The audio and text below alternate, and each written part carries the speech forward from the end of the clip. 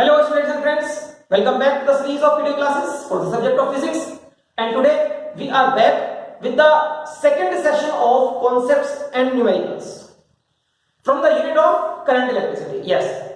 So students, second unit मतलब current electricity के concept and numerical session number 2 में हम आज टॉपिक डिस्कस करेंगे ड्रिफ्ट वेलोसिटी से रिलेटेड क्वेश्चंस और कुछ क्वेश्चंस ओम्स लॉ के भी हम देखेंगे कि किस तरीके से क्वेश्चंस कॉन्सेप्चुअल क्वेश्चंस आते हैं ओम्स लॉ। ओके, तो पहले ड्रिफ्ट वेलोसिटी के कुछ क्वेश्चंस देख लेते हैं। Starting with the question number 1। मैं क्वेश्चन रीड आउट करूंगा बच्चों, आप ध्यान से सुन लें एक बार। The question says two conducting wires x and y of same diameter but different materials are joined in series across a battery. Okay, two conducting wires x and y of same diameter but different materials. So let these be two wires of same area of cross section but different materials. Okay, ये y है और ये x है। आगे बढ़ते हैं। Different materials are joined in series. Series में लगा दिया मैंने इनको across a battery. If the number density of electrons in X is twice that in Y, X की कुछ number density होगी, Y की भी कुछ number density होगी. Number density means number of free electrons per unit volume. इसको एक battery में लगाया है सीरीज कॉम्बिनेशन को, and it is given that number density in X is twice that in Y. ये given है क्वेश्चन में। Find the ratio of the drift velocity of electrons in the two wires. Find the ratio of drift velocity. Suppose X के अंदर free electrons v1 drift velocity से move करते हैं और इसके अंदर v2 drift velocity से मूव करते हैं, तो ratio of drift velocity पूछा है क्वेश्चन में। ओके, जब हम बैटरी लगाएंगे उनको सीरीज में रखेंगे तो यहां जो करंट होगा I, सीरीज में current flows with equal values, series में सेम करंट फ्लोज, ठीक है। दो रेजिस्टेंस सीरीज में तो सेम करंट विल फ्लो, यहां से भी आई जाएगा और यहां से भी आई जाएगा current. Okay, such that it will return to the negative terminal of the battery. ये प्रॉपर्टी, ये कांसेप्ट लगाएंगे आप यहां पर, तो क्वेश्चन होगा 100% होगा। फॉर x के लिए लगाते हैं I is equals to NEAVD। I is equals to NEAVD formula है ना, ये वाला फॉर्मूला यूज करते हैं। VD मतलब ड्रिफ्ट वेलोसिटी। VD अभी हमारा x के लिए V1 है और y के लिए V2 है। ओके, तो I is equals to NEAVD। I तो I लिया है, n number of electrons per unit volume, nx है, E चार्ज ऑन इलेक्ट्रॉन होता है, A लेट इट बी ए, दोनों का ए सेम रहेगा, एरिया ऑफ क्रॉस सेक्शन दोनों का सेम लिया है। VD है V1, ठीक है। nx के प्लेस पर you can write 2ny as n n required. ये तो हो गई मेरी इक्वेशन नंबर 1। अब हम लिखेंगे यही सब कुछ फॉर वायर y के लिए लिखते हैं I is equals to NEA VD। Current y में I है, NY है, E तो चार्ज ऑन इलेक्ट्रॉन होता है, एरिया दोनों का सेम है, यहां भी A लिख दिया, यहां भी A लिख दिया है मैंने। VD, इसकी VD है V2। This is equation number 1। क्या पूछा है question? Find the ratio of drift velocities. मेरे को V1 अपॉन V2 निकालना है, तो मैं क्या कर दूं? डिवाइड कर दूं, dividing the equations. I upon I इधर आएगा, इक्वेशन 1 और इक्वेशन 2 को डिवाइड कर रहे हैं। I upon I is equals to, इस इक्वेशन को डिवाइड कर रहे हैं, इक्वेशन 1 को इक्वेशन 2 से, NXEAV1 upon NYEAV2। EA cancels EA, I upon I 1 हो गया और NX can be written as 2NY upon NY V1 upon V2। NY cancels NY, 2 इधर ले आओ, V1 upon V2. So ratio of drift velocities is V1 upon V2 is equals to 1:2. Where V1 is drift velocity for x and V2 is drift velocity for y. ये तो बताना होगा ना कि V1 किसका सिंबल लिया है आपने और V2 किसका सिंबल लिया है, ठीक है। So this is the answer, simple है ना। क्या कॉन्सेप्ट लगाया बेटा, अगर सीरीज में दिया तो सीरीज में करंट सेम होता है, ये कॉन्सेप्ट लगाया यहां पर, ठीक है। इस तरह के क्वेश्चंस ड्रिफ्ट वेलोसिटी के ऊपर आते रहते हैं। किसी क्वेश्चन में हो सकता है एरिया ऑफ क्रॉस सेक्शन में कुछ डिफरेंस दिया जाए, यहां तो एरिया ऑफ क्रॉस सेक्शन दोनों का सेम है, ठीक है। So as per the condition given in the question हमें सॉल्व करना होगा और मोस्ट ऑफ द केसेस में फॉर्मूला I NEAVD लगता है, ठीक है। सो बेटा इस क्वेश्चन को कॉपी कर लें, बहुत इजी सा क्वेश्चन है लेकिन कॉन्सेप्ट समझने के लिए है, ठीक। फिर नेक्स्ट क्वेश्चन की तरफ आगे चलते हैं। So students next question, question number 2 of the session हम स्टार्ट करेंगे।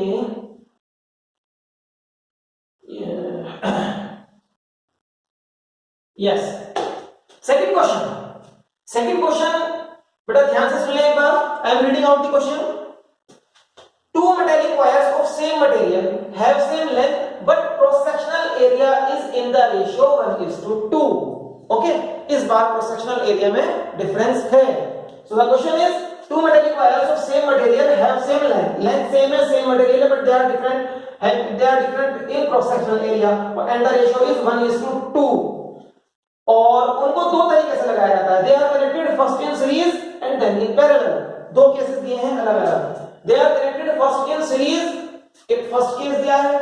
so there are two wires of same material same length but different area of cross section, same length same material but different area of cross section। इसका area of cross section A1 है, इसका A2 है, length दोनों की L है। अगर same material है, same material के लिए n दोनों का सेम होगा, n means number of electrons per unit, number of free electrons per unit volume, ये सेम होगा। so first they are connected in series and second case they are connected in parallel, they are connected in parallel।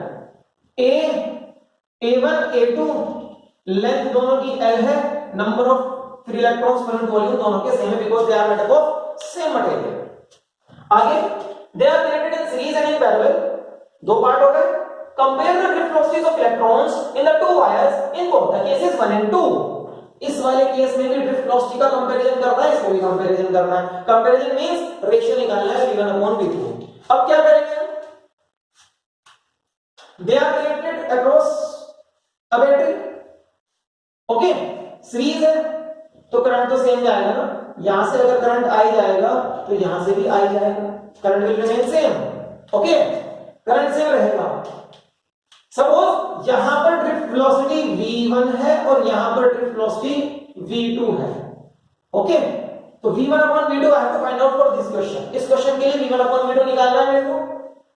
तो v1 upon v2 निकालने के लिए I will again make use of the formula I is equals to NEAVD for both the wires, wire 1 and wire 2, दोनों के लिए formula लगाओगे, okay. So for wire 1 I is equals to N E charge on electron 1.6 10 to the power 19 coulomb value होती है। A area of cross section A1 और NEAVD VD is V1, ये रहा V1, okay. ये लगा दिया मैंने इक्वेशन नंबर 1 और ऐसे ही मैं लगाऊंगा फॉर वायर 2, ये फॉर्मूला लगा रहे हैं ना यूजिंग दिस फॉर्मूला, इसको लिख लेना सॉल्यूशन में सबसे पहले ये लिखना है using I is equals to NEAVD और फिर इसको यूज करेंगे 1 by 1 for both the wires, okay. तो सेकंड वायर के लिए I is equals to N दोनों का सेम रहेगा E A2 VD। V1 upon V2 निकालने के लिए क्या करना चाहिए मेरे को, डिवाइड करना चाहिए। So I will divide equation 1 by equation 2। So I upon I is equals to NeA1V1 upon NeA2V2। Ne cancels Ne, I cancels I, इधर तो हो गया 1/1 और A1 A2 what is the relation given? The relation cross sectional area in the ratio 1:2। A1 और A2 का ratio given है 1:2। सो A1 upon A2 की जगह what we are going to write 1/2। यानी तो यानी से कैंसिल हो गया, इसकी जगह 1/2 लिख दिया और V1 अपॉन V2 ये है ही यहां पर।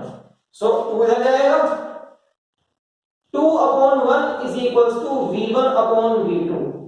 ये आंसर आ गया मेरा, कंपेयर हो गया। क्या कंपेयर हो गया? वेलोसिटीज का कंपैरिजन आ गया। क्या बोलेंगे आप फाइनली आंसर में? V1 is equals to 2V1 or we can say drift velocity of free electrons in the thinner wire, जो पतला वायर है, is twice that in the thick wire. Okay? पतले वाले वायर में ड्रिफ्ट वेलोसिटी मोटे वाले wire के drift velocity से डबल है, ट्वाइस है। देखो V1 is equals to 2V2. Okay? ये हमारा सीरीज वाला पार्ट हो गया। पैरेलल वाला पार्ट करेंगे, है ना? पैरेलल वाले पार्ट में भी पूछा है they are connected in series and in parallel, और दोनों के लिए आंसर अलग अलग पूछा है, तो पैरेलल के लिए भी अब हम इसको करना शुरू करते हैं। ठीक है बेटा, पहले इसको कॉपी कर लो यहाँ, फिर मैं पैरेलल का भी सॉल्व करता हूं आपके लिए। Now students we will try to solve this one. इसको भी सॉल्व करने की कोशिश की जाए। Let me rub this one जिससे कि I will have space on the board.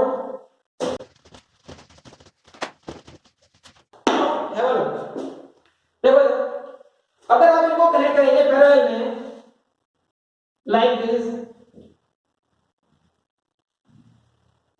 So parallel में potential difference will remain same. अगर आपने V पोटेंशियल डिफरेंस दिया, सो पोटेंशियल डिफरेंस इसके पास भी V होगा और पोटेंशियल डिफरेंस इसके पास भी V होगा। पैरेलल में पोटेंशियल डिफरेंस सेम रहता है और करंट यहां से जो भी जाएगा it will be different in the two wires. Okay, अब क्योंकि ये सेम मटेरियल के हैं तो इनकी रेजिस्टिविटी भी सेम होगी ना, रो रो। इनका सबसे पहले आपको रेजिस्टेंस लिखना चाहिए। This is wire 1 and this is wire 2। चलो वायर 1 और वायर 2 के दो अलग अलग कॉलम्स बनाकर सॉल्व करना शुरू करते हैं। वायर 2, वायर 1 का resistance R1 is equals to rho L upon A। Rho तो दोनों का सेम रहेगा, लेंथ दोनों का सेम है। A उसका A1 है, A1 इज इट ओके? ठीक है ना? R1 is equals to rho L upon A, resistance आ गया। मेरे को चाहिए यहां पर करंट कितना फ्लो कर रहा है, I1, और यहां पर करंट कितना फ्लो कर रहा है, I2। जब तक मेरे को I1 और I2 नहीं मिलेंगे I won't be able to do this question, क्योंकि रिलेशन में है I is equals to NeABD। I need I, और ओम्स लॉ से I क्या होता है, V is equals to IR, मतलब I is equals to V upon R। ये यूज करने वाले हैं हम ओम्स लॉ के ऊपर। ओम्स लॉ आ गया, ओम्स लॉ का use. Ohm's law I is equals to V upon R, ये भी यहां यूज होगा। ओके, सो यूज कर लेते हैं इसके लिए। I1 is equals to V upon R1, so R1 की वैल्यू यहां से उठा के यहां लगा दो, V upon R1 रो L upon A1। I1 की वैल्यू आ गई, इक्वेशन नंबर 1। I1 की वैल्यू आई। अब ये वाली इक्वेशन लगाएंगे इसके लिए, वायर 1 के लिए, using I is equals to NeAVD। So I कितना है, I1, N कितना है, N, E A है A1, VD है V1। ओके, VD है V1, यहां पर ड्रिफ्ट वेलोसिटी V1 मान लो और यहां पर ड्रिफ्ट वेलोसिटी V2 मान लो। ओके, अच्छा फ्री इलेक्ट्रॉन्स की स्पीड इधर ही आएगी ना, opposite to the direction of current, current इधर जाता है, फ्री इलेक्ट्रॉन्स इधर आते हैं। ओके, याद है ना? सो I1 की वैल्यू ये रही, using equation 1 VA1 upon rho L is equals to NeA1 upon V1, A1 cancels A1। ठीक है ना? V1 का फॉर्मूला बना लेते हैं, Ne को नीचे ले जाओ, V upon NE rho L is equals to V1. This is my second equation. यही सब चीजें वायर 2 के लिए करनी है। वायर 2 के लिए करते वायर 2 का resistance R2 rho L upon A2। Current wire 2 के लिए I2 is equals to V upon R2। So V upon R2 की value rho L upon A2। This is equation number 3। अब using I is equals to NEAVD for this wire, second wire. So second wire का I क्या है? I2 is equals to N ही है, E ही है, A है A2 और VD है V2। Okay, I2 के प्लेस पर I2 की वैल्यू लगाते हैं, VA2 upon rho L is equals to NEA2 V2। A2 cancels A2, so V2 का फॉर्मूला यहां बन गया मेरे पास, V अपॉन LE नीचे जाएगा, rho L। Equation number 4। Now I need V1 upon V2। Divide the two equations, दो equations को divide कर दो। Dividing equation 2 by equation 4। V1 upon V2, V1 का वैल्यू है V upon NE rho L और इसका वैल्यू भी V upon NE rho L, cancel हो जाएंगे। V upon NE rho L divided by V upon NE rho L, so same values cancel, 1 upon 1। So it means इस case में drift velocity same आई है। ये second answer हमारा, drift velocity in the two wires will be same. Okay, same रहेगी। So students, ये एक और क्वेश्चन हमारा ड्रिफ्ट वेलोसिटी के कॉन्सेप्ट पर होता हुआ। बेटा मैंने दो क्वेश्चन अभी इसमें दोनों पार्ट सॉल्व किए। फर्स्ट पार्ट में सीरीज वाला करना आपने सीखा। सीरीज अगर आएगा तो वो थोड़ा रिलेटिवली इजी है, क्योंकि दोनों वायर्स में सेम करंट फ्लो करता है, तो I अपॉन I कैंसिल हो जाता है जब आप दो इक्वेशंस डिवाइड करते हैं। लेकिन पैरेलल होगा तो पहले आपको दोनों वायर्स का I कैलकुलेट करना होगा, और I कैलकुलेट करने का मैंने आपको पूरा प्रोसेस बता दिया। पहले रेजिस्टेंस फाइंड आउट करो, फिर ओम्स लॉ से I is equal to V upon R लगा के you can calculate I। Okay, I एक बार आ जाए then you will use this equation I is equal to NEAVD, और आगे की कहानी वही जैसे सीरीज में हमने की थी।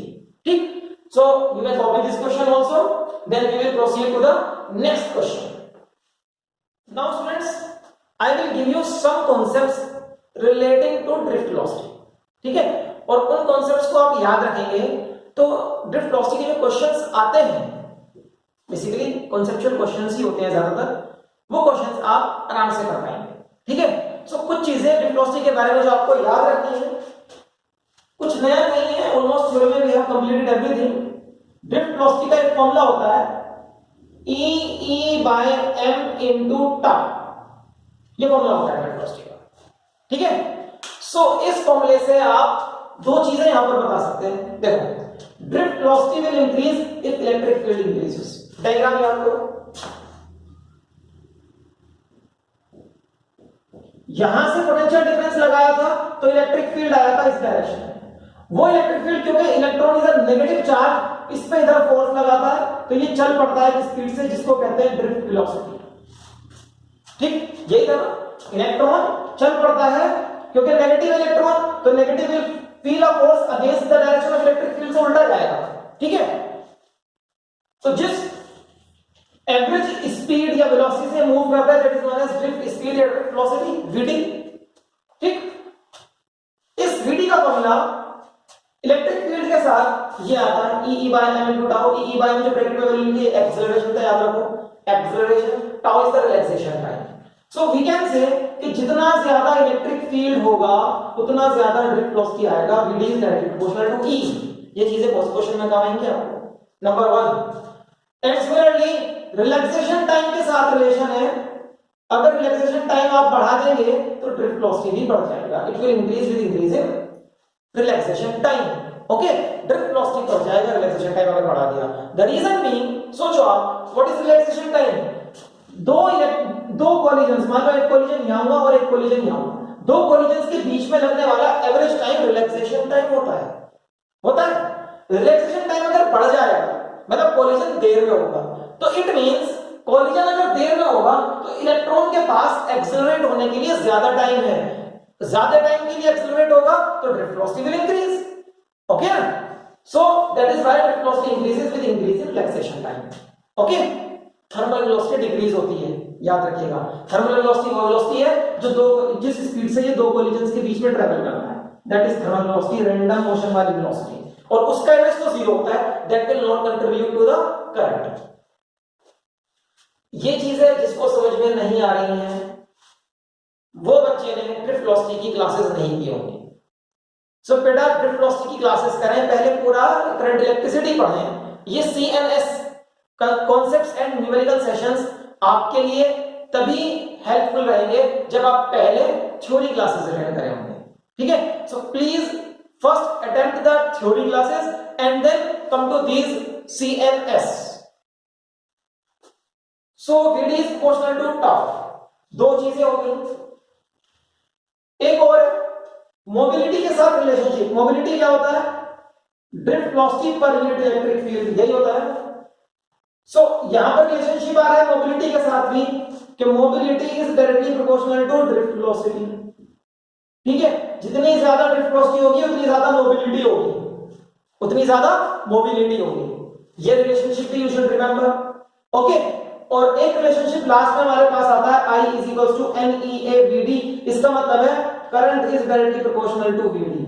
जितनी ज्यादा ड्रिफ्ट स्पीड आएगी उतना ज्यादा करंट आएगा, उल्टा नहीं है बेटा। करंट आता है ड्रिफ्ट स्पीड की वजह से। जब इलेक्ट्रॉन्स चलना शुरू करते हैं तब करंट आता है। करंट के आने से इलेक्ट्रॉन्स नहीं चलते, इलेक्ट्रॉन्स के चलने से करंट आता है।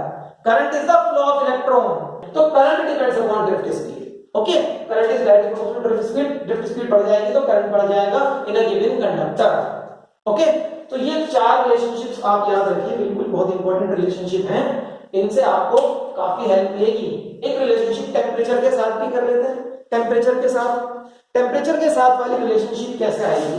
चलो यहां करते हैं बेटा। एज टेम्परेचर इंक्रीजेस, जैसे टेम्परेचर बढ़ता है तो रिलैक्सेशन टाइम कम हो जाता है। ये आपको पता होना चाहिए। रेजिस्टिविटी के टॉपिक में किया था, जहां पर रेजिस्टिविटी का रिलेशनशिप ड्रिफ्ट वेलोसिटी से हम करते हैं। ओके, तो जैसे ही टेम्परेचर बढ़ता है इसका मतलब होता है रिलैक्सेशन टाइम डिक्रीज हो जाता है। और अगर रिलैक्सेशन टाइम डिक्रीज होगा तो ड्रिफ्ट वेलोसिटी भी तो डिक्रीज होगा। यह रिलेशनशिप। ठीक है? सो it means drift velocity will get decrease. तो लर्न दिस डायरेक्टली ना। टेम्परेचर बढ़ाएंगे तो ड्रिफ्ट वेलोसिटी कम हो जाएगा। ठीक है? टेम्परेचर बढ़ाएंगे तो ड्रिफ्ट वेलोसिटी कम हो जाएगा। VD is inversely proportional to temperature, ऐसे याद कर सकते हो। टेम्परेचर बढ़ाएंगे ड्रिफ्ट वेलोसिटी कम हो जाएगा। ठीक है? सो ये कुछ रिलेशनशिप आप ड्रिफ्ट वेलोसिटी के लिए याद रखें। ये आप एज अ कॉन्सेप्ट याद कर लें। की पॉइंट्स हैं, हेल्पफुल पॉइंट्स रहेंगे, इनको मत भूलना। ठीक? कॉपी कर सकते हो। उसके बाद ओम्स लॉ के क्वेश्चंस देखते हैं। ओम्स लॉ टॉपिक देखते हैं। ओम्स लॉ के क्वेश्चंस किस तरह के हो सकते हैं बेटा? वैसे बेसिकली ओम्स लॉ टॉपिक तो 10th क्लास का ही है, लेकिन हमारे 12th के सिलेबस में इंक्लूडेड है क्योंकि करंट इलेक्ट्रिसिटी का ये बेसिक टॉपिक है। ठीक है? तो इसको हम छोड़ नहीं सकते। बट बहुत इजी क्वेश्चन V/IR पे बनते हैं। 10th क्लास में आपने काफी कुछ किया है। मैं एक दो टाइप के क्वेश्चन करा देता हूं आपको जो 12th में पूछ लिए जाते हैं। बेटा एक क्वेश्चन तो स्लोप से रिलेटेड होता है। VI ग्राफ जो ओम्स लॉ के लिए होता है वो हम बोलते हैं कि स्ट्रेट लाइन होता है पासिंग थ्रू द ओरिजिन। ठीक? Straight line passing through the origin. इस ग्राफ की स्लोप से हमें क्या मिलता है? रेजिस्टेंस। ये सभी को पता होगा। 2 पॉइंट्स मार्क करो। ये वाला V2, ये वाला V1, ये वाला करंट I2, ये वाला I1। जब आप इस ट्रायंगल के हिसाब से देखोगे तो स्लोप क्या होगा? tan थीटा स्लोप होता है। और tan थीटा ट्रायंगल में क्या होता है? परपेंडिकुलर, वो है V2 minus V1 upon base, वो है I2 minus I1। Means delta V upon delta I, और वी अपॉन आई क्या होता है? Resistance. So slope will give resistance for V I graph. लेकिन अगर ग्राफ की एक्सिस को रिवर्स कर दिया जाए, आई अपॉन वी, अब स्लोप का reciprocal will give you resistance. करके देखिएगा आप इसको, मतलब 1 अपॉन स्लोप, जो भी स्लोप आएगी उसको रेसिप्रोकल कर दो, फिर आपको रेजिस्टेंस मिलेगा। ठीक है, स्लोप तो ऐसे निकालना है, लेकिन इस बार जो भी स्लोप आएगी उसको रेसिप्रोकल करने पर रेजिस्टेंस आएगा, ये याद रखिएगा। ठीक है, क्वेश्चंस किस तरीके के हो सकते हैं इसके ऊपर, क्वेश्चंस देख लेते हैं। सपोज ये मेरा ग्राफ है वी आई ग्राफ, और इस पर दो मटेरियल्स के लिए ग्राफ दिया गया है, एक कंडक्टर एक्स है, एक वाई है। ठीक है, एक कंडक्टर एक्स है और एक कंडक्टर वाई है। ठीक, दोनों सेम मटेरियल के हैं, दोनों सपोज दोनों कॉपर के हैं, मटेरियल दोनों का सेम है। Okay, now the question is किसका रेजिस्टेंस ज्यादा होगा, which is having more resistance. Resistance क्या होता है ये ग्राफ पर? स्लोप, जिसकी स्लोप ज्यादा उसका रेजिस्टेंस ज्यादा, यही मतलब है ना इसका। सो स्लोप किसकी ज्यादा है? y की स्लोप ज्यादा है, आप चेक करिए, y की slope is more than the slope of x। Slope का मतलब क्या होता है? ढाल। ठीक है, देखो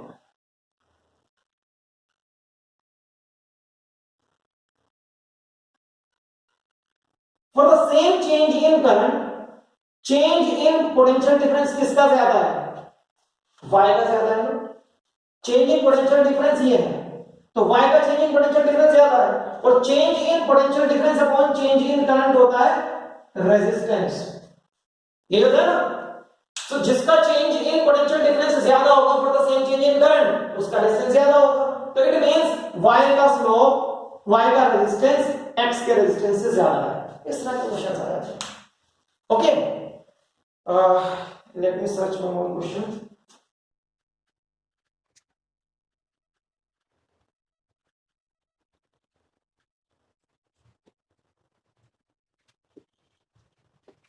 यस फ्रेंड्स, एक और क्वेश्चन है हमारे पास। The voltage current variation of two metallic wires x and y at constant temperature are shown in the figure. Assuming that the wires have the same length and the same area of cross section, explain which will have larger resistivity and why. इस bar graph किस तरह से है? I इधर है और V इधर है, x and y, this is x and this is y. Okay, and the question is saying the two wires have same length and same area of cross section, same length, same area of cross section, or temperature is constant. Explain which wire will have larger resistivity and why. किसकी resistivity ज्यादा होगी? सबसे पहले आप मेरे को बताओ किसका रेजिस्टेंस ज्यादा होगा। इस बार आई वी ग्राफ है, तो इसकी स्लोप ज्यादा है तो इसका रेजिस्टेंस कम होगा ना, स्लोप के इनवर्सली प्रोपोर्शनल होगा आपके पास। तो स्लोप ज्यादा तो रेजिस्टेंस कम, मतलब रेजिस्टेंस ज्यादा इसका है। सो resistance of y is greater than resistance of x। ये रिजल्ट आ गया। ठीक है, रेजिस्टेंस का फॉर्मूला लगाते हैं, रो y L upon A, R y का फॉर्मूला, R x का फॉर्मूला लगाओ, रो x L अपॉन A। दोनों के लिए L अपॉन A क्यों लिखा? क्योंकि दोनों का L सेम, दोनों का A सेम। तो L अपॉन A रेशियो से कैंसिल हो रहा है, तो it means resistivity of y is greater than resistivity of x। ठीक है, तो सिंपल क्वेश्चन, ग्राफिकल क्वेश्चन भी आ सकते हैं ओम्स लॉ से, बेटा करने आने चाहिए। स्लोप समझो, स्लोप क्या है बस यहां पर। स्लोप के ऊपर 2-3 क्वेश्चन अपने टेक्स्ट बुक से उठाओ, करके देखो, it will be clear to you. ठीक है, समझ में आएगा, अच्छे से समझ में आएगा, कोई दिक्कत नहीं है। कुछ असाइनमेंट्स में मैं आपको क्वेश्चंस दे रहा हूं, try to solve those questions and you will feel much better after solving them. ठीक है, अच्छा लगेगा आपको सॉल्व करने के बाद, कॉन्फिडेंस भी आएगा। चलो एक क्वेश्चन मैं आपको देता हूं, आपको करना है क्वेश्चन, ओम्स लॉ को यूज करें। Using Ohm's law prove that potential difference is directly proportional to drift velocity of free electrons for a given conductor. किसी भी कंडक्टर के लिए जो उसका पोटेंशियल डिफरेंस लगाते हैं that is directly proportional to VT. ठीक है, ये प्रूफ करना है आपने, इसको प्रूफ करके देखें।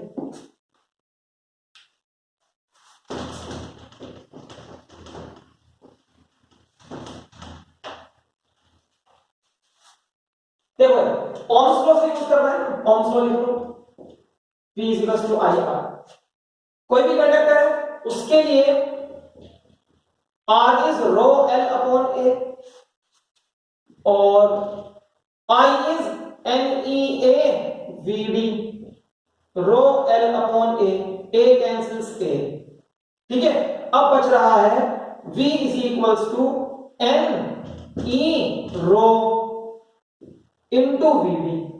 N कांस्टेंट होता है गिवन मटेरियल के लिए, E कांस्टेंट है, charge on electron 1.6 10 to the power -19 coulomb. Resistivity material की कांस्टेंट होती है, ये ब्रैकेट पूरा कांस्टेंट है, तो क्या रह गया V is proportional to VD। So question पढ़ने के बाद कंफ्यूज नहीं होना है, डिमोटिवेट नहीं होना है। जब क्वेश्चन ने खुद ही कह दिया ओम्स लॉ यूज करो, इसे प्रूव करो, तो ओम्स लॉ लिखकर स्टार्ट तो करो, क्वेश्चन को हो जाएगा।